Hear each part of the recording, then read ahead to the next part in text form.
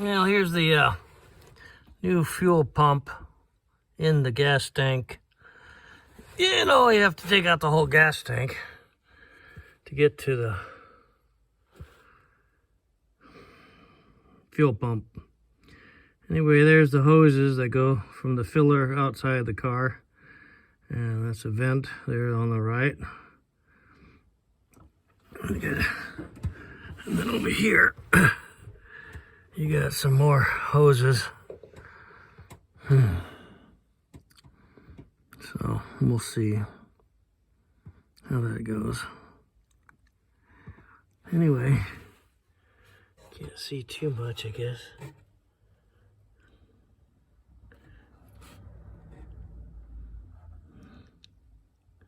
It's hard to see in there really. Only an inch clearance. Anyway, it's almost an impossible job.